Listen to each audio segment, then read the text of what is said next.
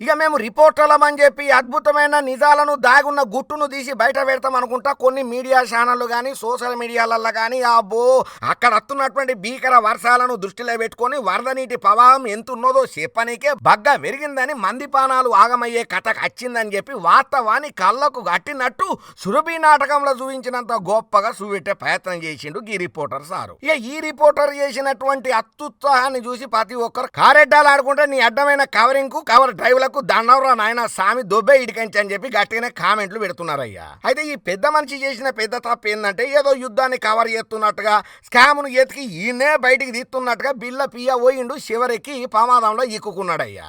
ఇక పాకిస్తాన్లో సింధు ట్రావెల్ వరదలలో విపరీతమైనటువంటి వర్షాలు పడుతున్నాయి, బాగానే వరదలు వచ్చినాయి. ఇక దీన్ని కవర్ చేయనికే ఓ రిపోర్టర్ పోయిండు. ఇక దూరం కెంచి అద్భుతమైనటువంటి కెమెరామెన్ గారి సహాయంతో ఇక అక్కడ జరుగుతున్నటువంటి దృశ్యాలను చిత్రీకరణ చేయాలని చూసిండు. కానీ ఈయన ఓవర్ యాక్షన్ చేసింది ఏమైందంటే నీళ్ళల్లో ఉండి మరి రిపోర్టింగ్ చేసిండు. వరద నీరు బాగా వెరుగుడుతోని పోని అప్పటికన్నా జాగ్రత్త పడాలి కదా బుర్ర బుద్ధున్నాడు, అట్లా వేయకుండా ఇక అయినా మానానైనా ఇక అద్భుతమైనటువంటి వాక్పటిమకు పదును పెట్టి చెప్పిందే చెప్పుకుంటా ఊదరగొట్టే మాటలను దంచి కొట్టుకుంటా వేయండు. శివరాఖరికి ఎంతవరకు వచ్చిందంటే ఆయన పానాలేవో ఎంతవరకు వచ్చింది, కుణపానంతో బయటపడ్డాడు కానీ లేకపోతే మొత్తం మనోడు పీకెతోడే ఆ వరదలల్లో పడి. ఇక దీనికి సంబంధించిన ఒక వీడియో సోషల్ మీడియాలో ఓవుడుతోని ఈ రిపోర్టర్ గారిని అయితే మస్తు వేసుకుంటున్నారు. లెఫ్ట్ అండ్ రైట్ సందు దొరికినప్పుడల్లా ఎవ్వరు ఆగుతలేరు. ఇక ఈ రిపోర్టర్ గారు చేసినటువంటి ఈ అద్భుతమైనటువంటి రిపోర్టింగ్ కు నెటిజన్లు మాత్రం గట్టిగానే వేసుకుంటున్నారు. ఇక వాళ్ళు పెట్టిన కామెంట్లు పోస్టులకైతే జిందగీలా అవి చూస్తే మాత్రం మళ్ళా మైకు ముట్టుకోడు రిపోర్టింగ్ చేయడం చెప్పి కారెడ్డలు ఆడుకుంటా కూడా కామెంట్లు గట్టిగానే వస్తున్నాయి అయ్యా.